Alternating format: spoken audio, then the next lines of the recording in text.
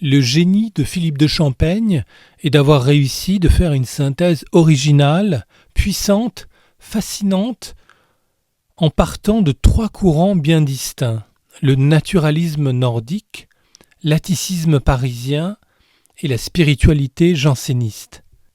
La peinture de Philippe de Champaigne est donc reconnaissable au premier coup d'œil. Elle est à la fois exigeante et séductrice, de très haute tenue et pourtant facile d'accès.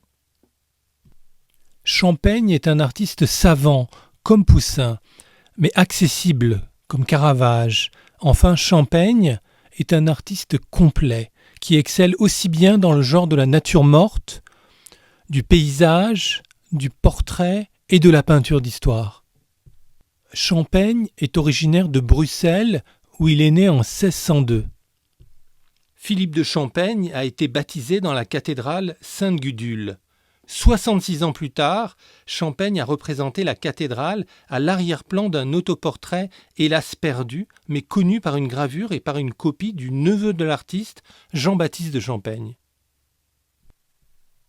On voit que Champaigne, qui a connu le succès en France, est demeuré attaché à ses origines flamandes, à sa ville de naissance, à Bruxelles, à la cathédrale à l'ombre de laquelle il a passé son enfance. La famille de Champaigne appartenait à la petite bourgeoisie. Son père était tailleur. Philippe de Champaigne a bénéficié d'une éducation très solide et efficace. Fondée sur les auteurs latins, il maîtrise cette langue. Mais Philippe de Champaigne n'en a pas moins persisté dans sa passion pour la peinture. Il est entré en apprentissage très jeune, à l'âge de 12 ans, à Bruxelles, auprès de peintres assez mineurs, jusqu'à rejoindre l'atelier du paysagiste Jacques Fouquière, qui fera lui aussi carrière en France. Pour avoir une idée de l'art de Jacques Fouquière, on peut admirer le beau paysage conservé au musée de Nantes. Fouquière a été chargé de peindre le décor des parois de la grande galerie du Louvre, mais il passa plus de temps à boire qu'à peindre et le décor échut finalement à Nicolas Poussin. Le maître le plus influent à la fin des années 1610 en Flandre était bien sûr Rubens. Champaigne n'a pas pu échapper à son influence. Le père de Champaigne a proposé à son fils de terminer son apprentissage dans le grand atelier de Rubens, à Anvers. Mais Philippe de Champaigne décida d'épargner la bourse de son père et lui demanda la permission de se rendre à Rome, dans l'épicentre de l'art européen. Dans une conférence qu'il a donnée des années plus tard à l'Académie royale de peinture, Champaigne a fait l'éloge de la peinture flamande du temps de sa jeunesse, donc de Rubens, qui avait achevé de lui donner le dernier lustre. C'est la gloire des Flandres, Rubens. Mais Philippe de Champaigne regrette l'influence excessive de Rubens sur tous les artistes flamands du temps, qui sont devenus, au dire de Philippe de Champaigne, des copistes de Rubens. Champaigne a quitté Bruxelles pour Paris en 1621, à l'âge de 19 ans. Les liens entre Paris et la Flandre étaient puissants, en particulier dans le faubourg Saint-Germain qui abritait la fameuse foire du même nom. Puis Champaigne est entré dans le grand atelier parisien du début des années 20, celui de Georges Lallemand, par lequel Nicolas Poussin est aussi passé. Et il semble que Poussin et Champaigne se soient rencontrés au collège de Laon, où ils habitaient tous les deux, où ils logeaient, avant de nouer une amitié. Les deux jeunes artistes avaient l'intention de se rendre à Rome. Poussin y est parvenu en 1624, mais Champaigne est demeuré toute sa vie à Paris. Champaigne a eu le temps de peindre un paysage pour Poussin, à la demande de Nicolas Poussin, une œuvre qu'on aimerait bien retrouver un jour. La carrière de Champaigne ne prend une autre tournure qu'avec le grand chantier engagé par Marie de Médicis au Palais du Luxembourg. Champaigne y travaille sous la direction de Nicolas Duchesne, dont il épouse la fille en 1628. Dans les années 1620, le Palais du Luxembourg s'ornait des plus somptueux décors de Paris. Il n'en reste, hélas, que très peu de choses. Les anges musiciens, peints par Champaigne et conservés au Louvre, quelques vestiges subsistant in situ dans la salle du Livre d'Or, et bien sûr le sublime ensemble narratif de Rubens, tout à la gloire de Marie de Médicis et dont la restauration est sur le point de commencer au musée du Louvre. Les premiers retables de Champaigne montrent des compositions puissantes, mais un peu encombrées de personnages. Au cours des années 1630, Champaigne va peu à peu se discipliner et contribuer au premier classicisme français du grand siècle, ce classicisme austère et monumental que l'on pourrait appeler le classicisme Richelieu, du nom du cardinal-ministre dont Champaigne devient le portraitiste attitré.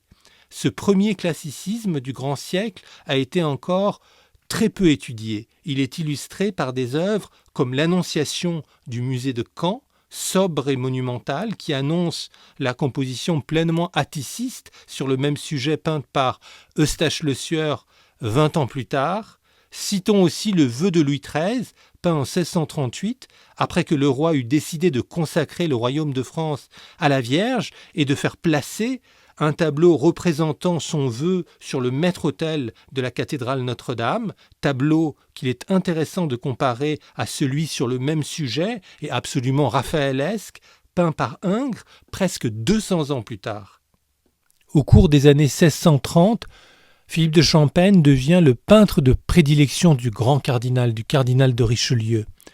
Le cardinal en a fait son portraitiste attitré. On doit à Champaigne l'image de Richelieu qui s'est imposée pour la postérité. Le cardinal est droit, dominateur, dans une superbe symphonie de rouge, la barrette à la main, avec cette touche bleu clair du cordon du Saint-Esprit qui relève encore la puissance des rouges. Citons aussi les portraits de Richelieu destinés à servir de modèle à des sculptures, et en premier lieu au buste commandé au très célèbre Bernin, considéré alors comme le plus grand artiste d'Europe. Champaigne a peint également un triple portrait de Richelieu destiné à un portrait sculpté par Francesco Mocchi. Richelieu appréciait le talent de Champaigne, mais aussi son caractère calme et posé, sa probité, sa culture aussi et son indépendance d'esprit. Ainsi, le cardinal demanda à Champaigne de s'installer en Poitou afin de peindre les très vastes décors de l'immense château. Mais le peintre refusa. Il fallait oser dire non à Richelieu. Le grand cardinal n'avait pas l'habitude qu'on lui résiste. Il n'en admira que davantage la forte personnalité de Philippe de Champaigne.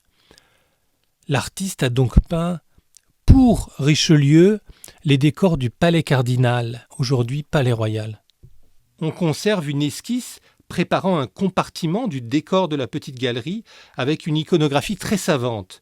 La prévoyance tient un gouvernail, l'histoire est ailée et écrit sur le dos de Saturne, c'est-à-dire sur le dos du temps, pour célébrer et immortaliser les grandes actions de Richelieu. Cette immortalité, cette éternité est symbolisée par l'Ouroboros, le serpent qui se mord la queue. On conserve aussi un tableau de Philippe de Champaigne peint pour la Galerie des Hommes Illustres au Palais Cardinal. Il s'agit du portrait de Simon de Montfort. Champaigne a peint dans la Galerie des Hommes Illustres en rivalité avec le principal peintre de ces années 1630 qui est Simon Vouet. On peut mesurer la différence des styles de Champaigne et de Vouet en comparant donc le Simon de Montfort de Champaigne avec le Gaucher de Châtillon de Simon Vouet. Champaigne n'a pas une relation aussi forte avec Anne d'Autriche qu'avec le cardinal de Richelieu. Il a néanmoins bénéficié des commandes de la reine, surtout au Val-de-Grâce, où il a peint un cycle des heures du jour qui constitue l'un des sommets du paysage atticiste. Ces paysages montrent des femmes pieuses, des saintes retirées dans la solitude d'après les Vies des pères du désert publiées par Robert Arnauld d'Andilly en 1647. Les 4 grands tableaux forment un itinéraire spirituel montrant 4 moments de la journée et de la vie du chrétien. Le matin et la retraite pour Sainte Pélagie retirée dans la solitude, le midi et la guérison des corps pour les miracles de Sainte Marie pénitente, le soir et la délivrance pour Sainte Thaïs libérée de sa cellule par Paphnus, enfin la nuit mystique de la communion pour Saint Zosime apportant la communion à Sainte Marie l'Égyptienne. Cette toile est conservée au musée de Tours. Elle est en mauvais état, mais une restauration fondamentale est enfin programmée. Paysagiste de très grand talent, Champaigne est aussi un portraitiste de génie, nous l'avons vu.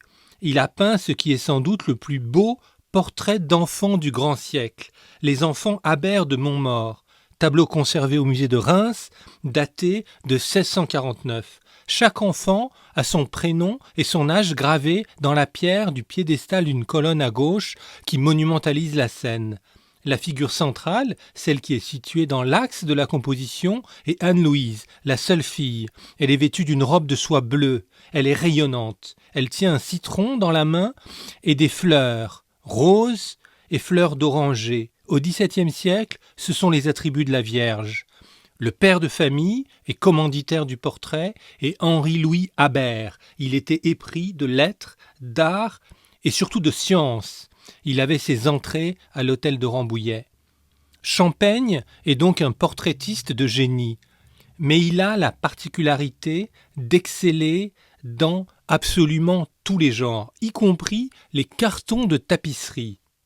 La tenture de l'histoire de Saint-Gervais et Saint-Protais était commandée par les marguilliers de la paroisse à Eustache-le-Sueur en 1651, d'après les sujets définis par le curé de l'église, le père Charles-François Talon. Après la mort de Le Sueur, en 1655, la commande échut à Sébastien Bourdon, puis à Philippe de Champaigne en février 1657. La tenture comprenait 6 pièces de tapisserie. Elle est consacrée à la vie des 2 frères jumeaux, Saint-Gervais et Saint-Protais, qui ont été martyrisés sous Néron lors de la première persécution des chrétiens. Au cours des années 1640, Philippe de Champaigne va se rapprocher du jansénisme. Si les jansénistes ne se désignaient pas eux-mêmes par ce nom, se considérant comme d'authentiques catholiques, eh bien le terme de jansénisme désigne ce courant dont le nom provient du théologien Cornelius Jansen, dit Jansénius, évêque d'Ypres, auteur de l'Augustinus, ouvrage publié en 1640 qui se fonde sur un retour à la doctrine augustinienne. Interprété sans concession, c'est une vision noire de l'homme, incliné du côté du mal depuis la chute, incapable véritablement de faire le bien sans le secours de la grâce divine. Le jansénisme est donc un anti-humanisme, c'est ce qui oppose les jansénistes aux jésuites. Le courant janséniste est porté par la famille Arnaud et gravite autour des 2 abbayes cisterciennes de Port-Royal, celle des Champs dans la vallée de Chevreuse et celle de Paris. On voit l'abbaye des Champs à l'arrière-plan du portrait de Mère Angélique. Champaigne a peint les portraits des plus grandes figures du jansénisme. Voici le portrait de l'abbé de Saint-Cyran, qui est conservé à Grenoble, le portrait de Mère Agnès, conservé à Versailles, le portrait superbe de Robert Arnaud d'Andilly, qui est au Louvre, et dans son Moïse, avec les tables de la loi, le texte des commandements se rapproche par bien des points de la Bible de Port-Royal, par la clarté du style. Les jansénistes étaient des grammairiens. Champaigne a peint une scène pour l'autel de Port-Royal, avec cette figure de Judas reconnaissable à sa rousseur, tenant la bourse qui est le prix de sa trahison. Les 2 filles de Philippe de Champaigne sont entrées à l'abbaye. La cadette est morte précocement en 1655. L'aînée, Catherine de Sainte-Suzanne, est devenue moniale en 1657, affectée par une terrible paralysie, accompagnée de fièvre, qui l'obligeait de demeurer alitée. Elle a été miraculeusement guérie en 1662. C'est ce que Champaigne représente dans l'un de ses plus grands chefs-d'œuvre, l'Ex-Voto de 1662. C'est un tableau peint en action de grâce pour la guérison miraculeuse de sa fille. L'artiste a représenté le miracle avec la plus grande retenue. comme le simple portrait de deux religieuses. Mère Agnès, qui a longtemps dirigé le couvent parisien, elle est à genoux à gauche en prière. Sœur Catherine, la fille de Champaigne, est assise dans un fauteuil, les jambes étendues, sur un tabouret, joignant les mains. Sur ses genoux, on distingue le reliquaire de la Sainte Épine par laquelle le miracle s'est accompli. Le miracle lui-même est discrètement suggéré par ce faisceau de lumière qui provient de la partie haute du tableau. La seule touche de couleur est le rouge des croix sur les habits. La scène est ordonnée selon une diagonale qui joint les deux religieuses dont les gestes se répondent. L'artiste s'est appliqué à peindre la sérénité et la joie intérieure dans les attitudes et dans l'expression des visages. Dans un cadre très austère, une Bible est posée sur une chaise de paille. Le naturalisme se discerne dans les détails, par exemple les chevilles d'assemblage qui sont bien visibles. Mais cet illusionnisme est aboli par la longue inscription à gauche qui a été composée en latin par Jean Hamon, l'un des solitaires de Port-Royal. Cette inscription a été peinte par le neveu de Philippe de Champaigne, Jean-Baptiste de Champaigne. Elle rappelle les circonstances de la guérison miraculeuse et constitue le peintre, donc Philippe de Champaigne, en témoin du miracle. Champaigne est un peintre chrétien. Il a peint des images d'une puissante spiritualité. Par exemple, la Véronique, conservée au musée de Brighton, avec ce rideau en trompe-l'œil qui se soulève pour révéler l'image miraculeuse. Ou encore, le Christ mort du Louvre, qui évoque celui d'Holbein, évidemment, ce tableau d'Holbein qui avait fasciné Dostoïevski. C'est une image poignante où le corps du Christ a toutes les marques de la mort et de la souffrance. Citons enfin le Christ aux outrages qui est conservé à Manille-les-Hameaux. Il est important de souligner que Philippe de Champaigne a eu un rôle important à l'Académie royale de peinture et de sculpture dès sa fondation en 1648. Champaigne donne son morceau de réception en 1649, un Saint-Philippe, qui est aujourd'hui conservé au musée du Louvre. Champaigne est élu ancien en 1665, puis occupe les fonctions, le cursus honorum, les fonctions de conseiller, 1663, de professeur à partir de 1665. Il donne 8 conférences entre 1666 et 1674, la dernière prononcée 3 mois avant sa mort. Certaines des conférences de Champaigne ont fait date. En juin 1667, Champaigne a consacré sa toute première conférence à la mise au tombeau du Titien. Selon Champaigne, Titien est le maître qui doit être suivi dans le domaine du coloris, car il a le génie de relever l'éclat des lumières. C'est ce que dit Champaigne. Et aussi, il sait faire ressortir les volumes par le clair-obscur et la juste disposition des tonalités. La conférence consacrée en janvier 1668 à Poussin, à l'Élysée Rebecca, a allumé une querelle. Champaigne a loué Poussin dans toutes les parties du tableau, mais il a regretté l'absence des chameaux qui sont mentionnés par le texte biblique. Et Champaigne était très attaché au respect exact, scrupuleux du texte. Immédiatement, Lebrun a pris la défense de Poussin, expliquant que les chameaux risquaient de débaucher l'œil à des minuties.